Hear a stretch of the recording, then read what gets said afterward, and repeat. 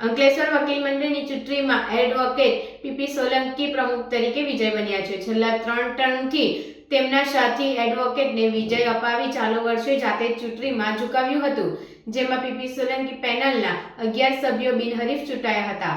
સતત ચોથા વર્ષે પ્રમુખની ચૂંટણી યોજાઈ, જેમાં સમીર વકાણીને ચોથી વાર હારવાનો સામનો કરવો પડ્યો હતો। 171 મતદાન સામે 104 મત મેળવી પીપી સોલંકીનો ભવ્ય વિજય થયો હતો।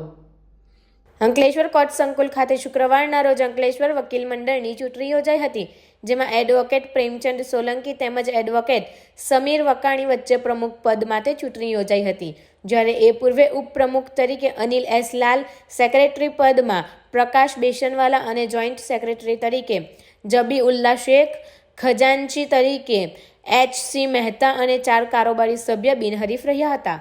ચૂંટણી અધિકારી એડવોકેટ વિનોદ પરમાર અને જોઈન્ટ ચૂંટણી અધિકારી IM સહિતની દેખરેખ હેઠળ ચૂંટણીની ગાઈડલાઈનના પાલન સાથે માત્ર પ્રમુખ પદ માટે યોજાયેલ ચૂંટણીમાં કુલ 220 મતદારો પૈકી 171 મતદાતાએ મતદાન કર્યું હતું, જેની મતગણતરી થતાં 104 મત પીપી સોલંકીને મળ્યા હતા, જ્યારે સમીર વકાણીને 57 મત મળ્યા હતા, જ્યારે 6 મત નોટાને અને 4 મત રદ થયા હતા। ત્યારે એડવોકેટ પ્રેમચંદ સોલંકીનો ભવ્ય વિજય થતાં સૌ વકીલ મિત્રોએ શુભેચ્છા પાઠવી હતી અને કોર્ટ બહાર ફટાકડા ફોડી તેમજ મીઠાઈ વહેંચી વિજય ઉત્સવ મનાવવામાં આવ્યો હતો। બાર કાઉન્સિલ ઓફ ગુજરાત તરફથી દર વર્ષે દરેક બાર એસોસિએશન ચૂંટણી જાહેર કરવામાં આવે છે અને તે પણ 20 ડિસેમ્બરના રોજ જાહેર કરવામાં આવે છે। આ વખતે અંકલેશ્વર વકીલ મંડળના પ્રમુખ તરીકે મેં મારી ઉમેદવારી કરેલી, એમાં 102 મતથી હું વિજય થયો છું।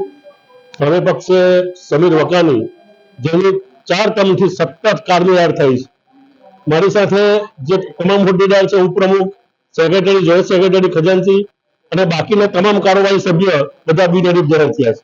માત્ર પ્રમુખનું ઇલેક્શન હતું, એમાં વિજય થયો છે। Thank you. ભારત માતા કી જય। અંકલેશ્વર વકીલ મંડળનું પ્રમુખ પદ માટે ઇલેક્શન થઈ રહેલ છે અને હું પોતે એ ઇલેક્શન કમિશનર છું અને કુલ 230 મતદારો મતદાન કરશે અને જેમાં હાલ મતદાન ચાલુ છે અને શાંતિપૂર્ણ માહોલમાં હાલ ચૂંટણી પ્રક્રિયા ચાલી રહી છે।